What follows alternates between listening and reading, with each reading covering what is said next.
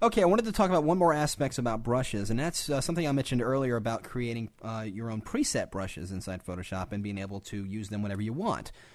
So I'm going to jump over to this file I've got open here, and I want to define a brush out of one of these leaves here. Well, I'm going to go ahead and generate a selection of it, and I'm just going to choose this middle one right here, and I'm going to use my lasso selection tool and just draw a very loose selection around this area. Now, I don't need to worry about the white area right in here, because what's going to happen inside Photoshop is that when I go to define a brush, it's going to look at the darkest areas of my image and make those the most opaque parts of my brush.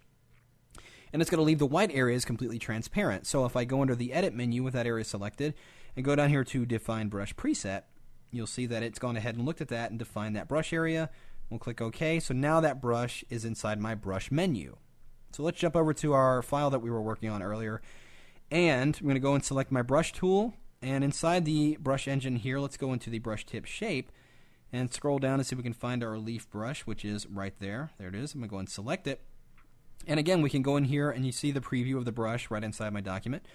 Let's go in here and modify some of these properties. I'm going to take that size jitter all the way up, and we'll make the angle jitter go crazy. We'll take the roundness jitter all the way up to 100, and we'll scatter it out like crazy. You can see it's giving me a very interesting effect already. Let's go ahead and make that brush size a little bit smaller, and let's give it a color. I'm going to go over here into the swatch panel and just grab this red color right here, and just to go ahead and start painting. And you can see it's giving me a very realistic kind of leaf look to it, which is very cool. So let's say I've made all these properties and these changes and set up the brush the way I want it, and I want to save it for future use.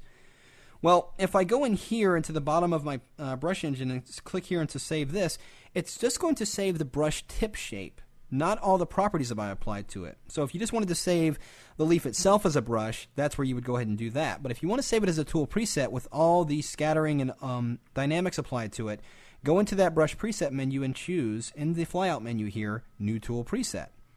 Then you can give it a name. You can also include the color that you're using as well. So if I wanted to keep this red color on that brush property, you can go ahead and leave that checked on. Click OK. There now the tool resides inside Photoshop. So anytime I go and make a new brush or do anything with any other brushes, I can always jump back in here and it will always have those same properties applied to it.